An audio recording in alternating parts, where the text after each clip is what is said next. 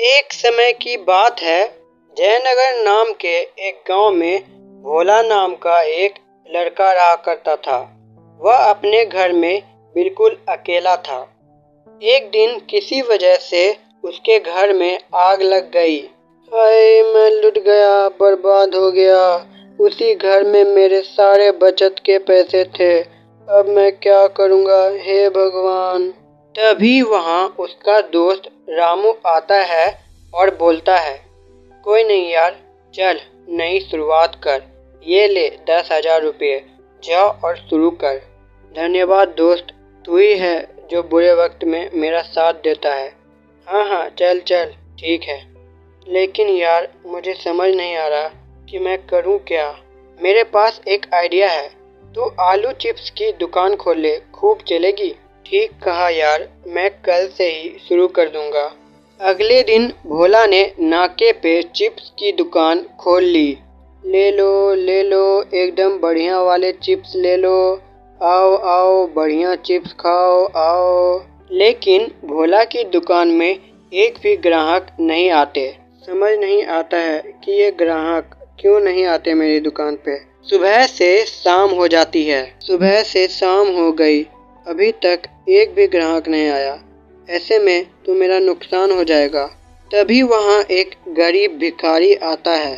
कुछ खाने को दे दो बेटा, 2 दिनों से कुछ नहीं खाया, बहुत भूख लगी है बेटा, कुछ दे दो।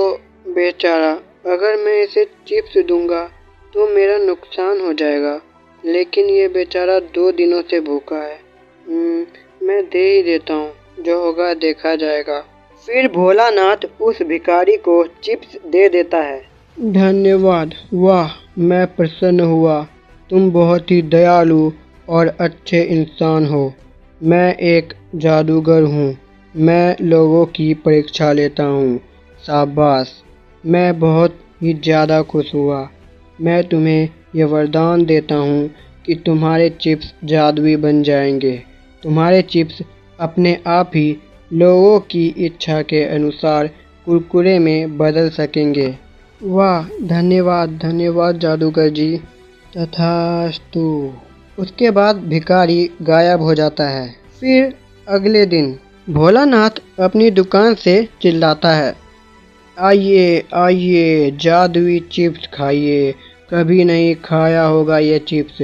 इसे आप अपने मन के अनुसार कुरकुरे में बदल सकते हैं। आइए आइए आइए। इतना सुनते ही भोलानाथ की दुकान में भीड़ लग जाती है। लोग चिप्स खरीदते हैं। कोई चिप्स खाता है और कोई चिप्स को कुरकुरे में बदल कर उसे खाता है। भोलानाथ का धंधा चल पड़ता है, सिर्फ और सिर्फ उसकी अच्छाई और दयालुता के कारण।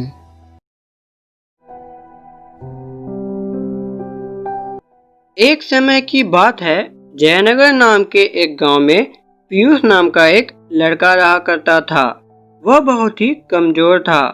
गांव के बहुत से लोग उसे तंग किया करते थे। क्या पीयूष भाई, कहाँ जा रहे हो?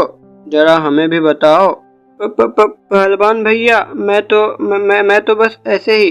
पीयूष, पता है मैंने आज कसरत नहीं की है। आओ चलो कसरत करते हैं। कसरत? वो। फिर पहलवान पीयूष को उठाता है और उठाकर पटक देता है। फिर पहलवान वहाँ से चला जाता है। वाह, मजा आ गया। ये पीयूष रोज क्यों नहीं मिलता? हाय मेरी कमर, पता नहीं क्या बिगाड़ा है मैंने इन लोगों का। जब देखो मुझे परेशान करते रहते हैं। फिर पीयूष उठता है और आगे बढ़ता है। हे भगवान, कुछ करो। कब तक मैं ये सब सहता रहूंगा? आखिर कब तक? कुछ करो भगवान, कुछ करो। तभी आसमान से एक चीज गिरती है। अरे ये क्या है? पीयूष आगे बढ़ता है और उस चीज को उठा लेता है। अरे ये तो एक रबर है। तभी आसमान से एक आवाज आती है, ये कोई सामान्य रबर नहीं है, यह जादुई रबर है।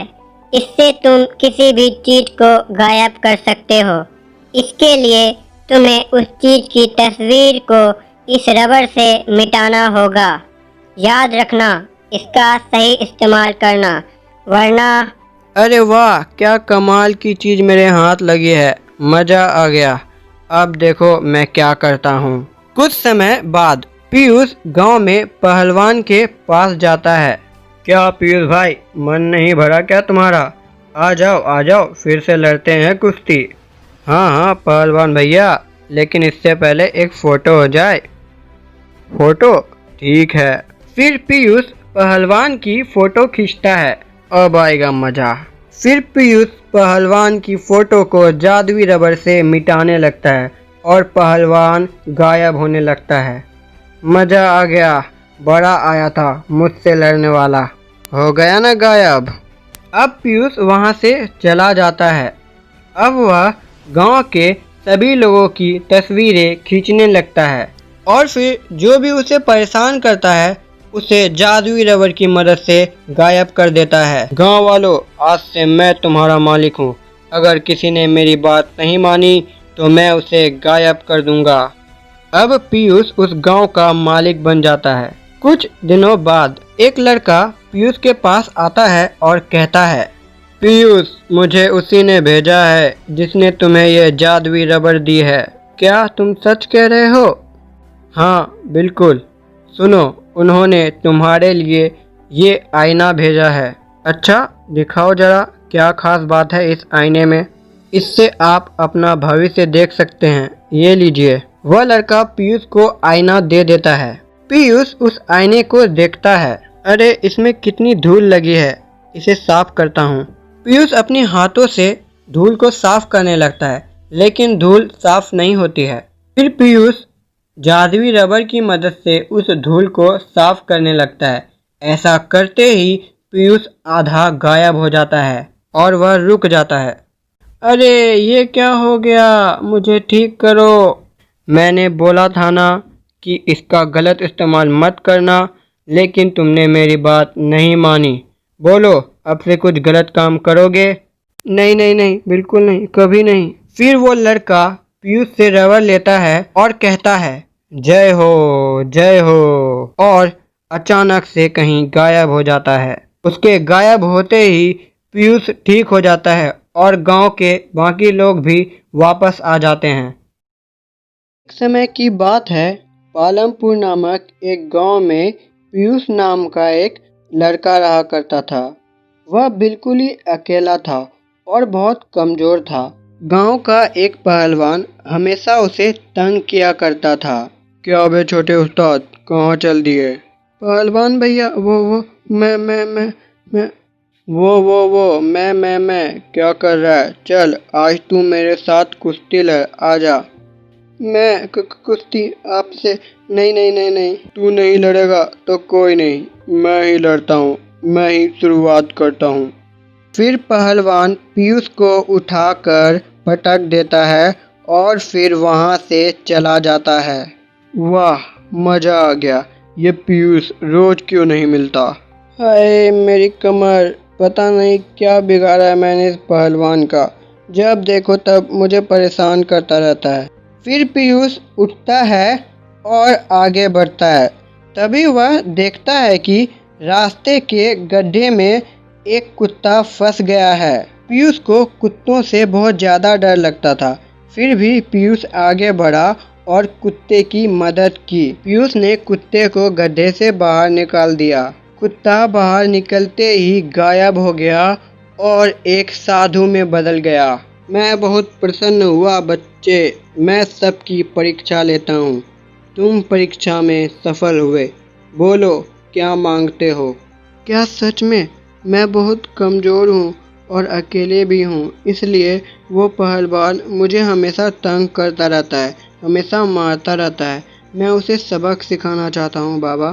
ठीक है, तो ये लो, ये लीची खा लो। यह जादुई लीची है। इसे खाकर तुम अपने आप को एक से ज़्यादा बना सकते हो, लेकिन याद रखना, इसका असर सिर्फ एक दिन तक ही रहेगा। ठीक है बाबा, मैं समझ गया। उसके बाद साधु गायब हो जाते हैं। अब आएगा मजा। फिर पीयूष वह लीची खा लेता है। लीची खाते ही पीयूष 1 से 4 बन जाता है। फिर चारों पीयूष वहाँ से निकल पड़ते हैं और वह पहलवान के पास पहुंचते हैं। अरे ये क्या, इतने सारे पीयूष, लगता है आज तो मैं गया। फिर चारों पीयूष मिलकर पहलवान की खूब धुलाई करते हैं। इस तरह पहलवान को उसके किए की सजा मिल जाती है। यह कहानी है पालमपुर नामक एक गांव की, जहां अजय और विजय नाम के दो भाई रहा करते थे। अजय बिल्कुल गरीब था, उसके पास कोई काम नहीं था। वहीं विजय की अपनी मछली की एक दुकान थी। एक दिन की बात है, विजय की दुकान पर एक भिखारी आया। कुछ खाने को दे दो भैया, बहुत दिनों से भूखा हूँ, 2 दिनों से कुछ नहीं खाया भैया, कुछ दे दो, कुछ खाने को दे दो। चल चल निकल, कुछ नहीं है यहाँ, पता नहीं कहाँ कहाँ से आ जाते हैं। फिर वह भिखारी वहाँ से चला जाता है। वहीं दूसरी तरफ अजय कुछ फल लेकर अपने परिवार के पास जा रहा होता है। तभी वह भिखारी अजय के पास पहुंच जाता है। कुछ खाने को दे दो, कुछ खाने को दे दो बाबा, 2 दिनों से कुछ नहीं खाया, कुछ दे दो। बेचारा, मेरे पास ये फल हैं, लो इन्हें तुम खा लो। फिर अजय उस फल को उस भिखारी के कटोरे में डाल देता है। ऐसा करते ही वह फल सोने के सिक्कों में बदल जाता है। अरे ये कैसा चमत्कार है। हाँ, मैं कोई भिखारी नहीं, मैं एक साधु हूँ। मैं लोगों की परीक्षा लेता हूँ और तुम उस परीक्षा में सफल हुए हो। क्या सच में? हाँ, मैं बहुत प्रसन्न हुआ। ये लो, ये एक जादुई कटोरा है। अगर तुम अच्छी भावना से इसमें कुछ भी डालोगे तो वह सोने के सिक्कों में बदल जाएगा। मुझे यह कटोरा देने के लिए बहुत बहुत धन्यवाद। फिर वह भिखारी गायब हो जाता है। अजय उस कटोरे को अपने घर ले जाता है। घर पहुंचकर वह उस कटोरे को जमीन पर रख देता है। मुझे तो सोने के सिक्के मिल गए, इससे मेरे काफ़ी दिनों का काम हो जाएगा। लेकिन मेरे जैसे कितने गरीब होंगे, मुझे उनके लिए कुछ करना चाहिए। फिर इतना सोचकर अजय उस कटोरे में पास रखे पत्थर को डालता है। ऐसा करते ही वह पत्थर बहुत सारे सोने के सिक्कों में बदल जाता है। यह सारी घटना बाहर खड़ा उसका भाई विजय देख लेता है।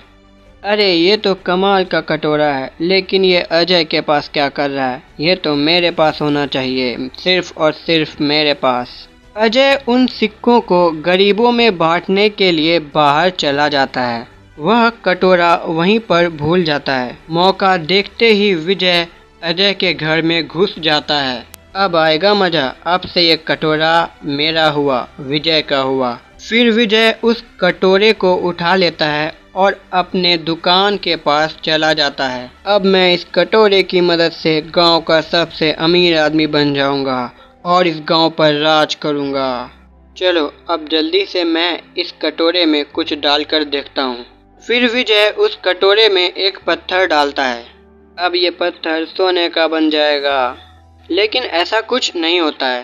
अरे कुछ हुआ क्यों नहीं? उस अजय के साथ तो हुआ था।